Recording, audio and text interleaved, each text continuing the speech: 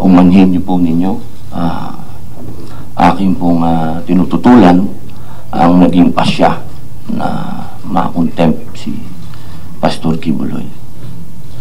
With all due respect, ma'am. Well noted po ng Chair ang objection ni Sen. Robin sa ruling ng Chair holding Pastor Quiboloy in contempt. Hello po mga kaibigan, mga kababayan, kamusta po kayong lahat? Sana po ay ligtas kayo sa anumang karamdaman. Ito po ang inyong abang lingkod na si Roel Lipat.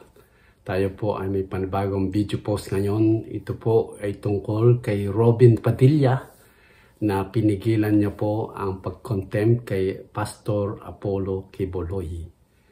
Yan. So bago po tayo dumako dyan, siyempre nais ko muna po kayong inyayahan, imbitahan, na kung di pa po kayo nakasubscribe sa aking channel, sana mag-subscribe po kayo at supportahan niyo po ako sa aking mga video post, live streaming at sa ating po mga reaction video. Yan, maraming salamat po sa inyong lahat. Tuloy-tuloy na po tayo dito. Meron po lang po tayong mga 2 minutes na video na mapapanood at tapos bigyan po natin ng reaction. Sana suportahan niyo po ako sa ating reaction na video nito tungkol po sa kaso ni Pastor Apollo Quiboloy. Concern ko po ay tungkol sa mga nangyayari sa kanya. Magaling po siya magsalita, magsermon at maalam po siya sa Biblia. Kaya doon po ako nakapokus sa pagtatama ng kanyang mga sinasabing mali. Na tulad nga po noon na siya ay sinataguri ang appointed son of God. Yan. At marami pong nakapatong na kaso sa kanya. Pagmamolestya, sex trafficking, mga kung ano-ano pa. Marami po kasi. Ang hindi ko lang po maunawaan kung siya po ay talagang alagad ng Diyos. Bakit po ayaw niyang harapin ang kaso niya. At ito, pinagtatanggol pa po siya ni Senator Robin Padilla. So, panoorin po muna natin yung video, tapos balik po ako at bigyan ng reaction. Ito po yun. Pagpaumanhin niyo po ninyo, aking pong tinututulan ang naging pasya na ma-contempt si Pastor Quiboloy. With all due respect, ma'am. Well noted po ng Chair ang objection ni Sen. Robin sa ruling ng Chair holding Pastor Quiboloy in contempt. Meron naman po tayong gabay mula sa ating rules. Section 18, ito po yung Rules of Procedure Governing Inquiries in Aid of Legislation. So yung Section 18 po tungkol sa contempt, nakalagay po doon, a majority of all the members of the committee may, however, reverse or modify the aforesaid order of contempt within 7 days. So, well noted. Sukran, Sen. Robin. Maraming salamat po, ginang tagapangulo. At gusto ko lamang pong malaman ng mga panauhin natin at ng mga sumusubaybay po sa mga ganap na ito. Ang akin pong mga kadahilanan para humingi ng ng pagpapakumbaba at ang karapatan ng pag-object, ang hindi pagsang-ayon. Napag-usapan po namin ito ng mahal na senadora na aking pong ginagalang, sinasagaduhan at palagi ang nagpupugay sa kanyang mga ipinaglalaban.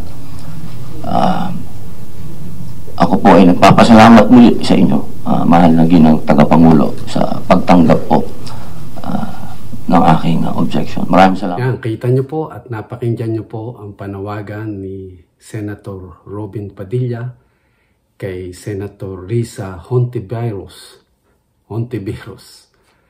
na yun nga, nakikiusap po siya na sana ay pigilan muna ang pag-contempt o pagsampa ng kaso ng Senado dahil sa hindi po pag-attend ni Pastor Apollo Quiboloy sa panawagan ng Senado. So alam na po natin na hindi po siya dumalo dahil nag-expire na po yung deadline na March 5th. Kaya wala pong choice si Senator Risa Hontiveros na yun nga magsampa ng contempt. Ibig sabihin ay hindi siya umado, kaya sasampahan na sana ng kaso ng Department of Justice sa pamumuno po ni Secretary Crispin Remulla at ng Senado. Pero ito nga, nakiusap po si Senator Robin Padilla na hinto muna. With due, sabi niya, with all due respect. Bilang respeto, sabi po ni Risa Hontiveros, na yun niya, may karapatan at yun po ay may process na gagawin.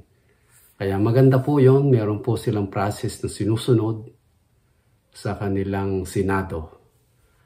Once again, ako po ay nagtataka kung bakit si Pastor Apollo Kibuloy na sinasabi niyang wala siyang kasalanan o siya'y inosente, bakit hindi po siya humarap sa Senado at ipaliwanag ang kanyang sitwasyon, na yun naman po ay payo ng karamihan ng mga senador at kasama po doon si President Bongbong Marcos Jr. na nakiusap din, na nag-advise ng payo na sana ay dumalo sa panamagan ng Senado upang maklear ang kanyang pangalan. Pero hindi. Pagkos ito, sasampahan na sana ng kaso, pero nakiusap naman itong si Senator Robin Padilla. Siguro meron po silang close relationship o bilang paggalang, respeto sa kanilang pinagsamahan, nakiusap. Pinakinggan naman po, so abangan natin ang susunod na kabanata kung ano mangyayari dito. Ano po sa palagay nyo? Please comment lang po kayo dyan sa baba upang sa ganon malaman natin kung ano talaga ang kahinat ng kaso ni Pastor Apollo Kibuloy. Maraming salamat po sa inyong panonood sa maiksing nating video post ngayon. At lagi nyo pong tatandaan na God loves you and Jesus died for you. Sana po ang pagpapala ng Panginoong Diyos ay laging sumainyo at mag-iingat po kayo palagi. God bless you and see you soon. Bye-bye.